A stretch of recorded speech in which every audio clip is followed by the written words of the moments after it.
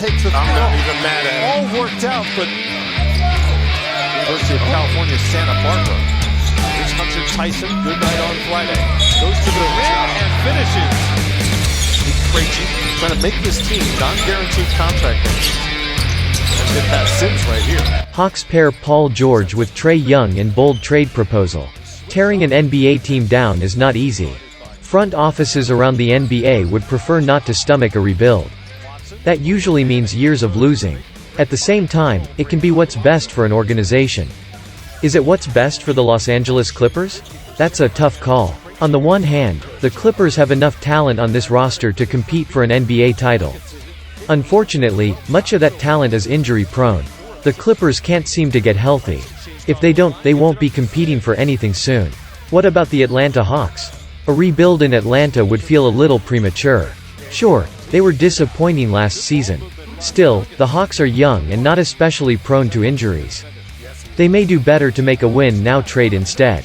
Could they do so by acquiring Paul George from the Clippers? The trade proposal around the NBA, folks refer to the rebuilding cycle. Every team is at some stage in the cycle. A team goes all in when they think they've got a title shot, and if they miss out frequently enough, they start the cycle over. With that said, the cycle looks different for everybody. Take the Clippers. This was a plucky, competitive team. The Clippers were deep, but nobody thought they had a serious chance at winning a title. When they acquired Kawhi Leonard and Paul George in the same summer, that changed. Suddenly, the Clippers were in the title hunt. By contrast, the Hawks have played out a more gradual cycle. Most of the key players on this team were drafted by the organization. Sure, Clint Capella and DeJounte Murray are exceptions, but the Hawks did not acquire two superstars in one summer. Should they acquire a superstar now? Why the Atlanta Hawks do the deal? Some have suggested that acquiring DeJounte Murray was a mistake. The Hawks landed him for his elite defense. Murray's ability to guard the point of attack was supposed to make up for Trae Young's shortcomings on that end. Unfortunately, his fit on the offensive end alongside Young has been questionable. George could mitigate those issues. As an elite shooter, he'll be a good fit with both young playmakers. Moreover, George is an outstanding defender as well. He'd also give the Hawks another shot creator. There's no question that George is a good fit here and would improve the Hawks. Is he worth the cost?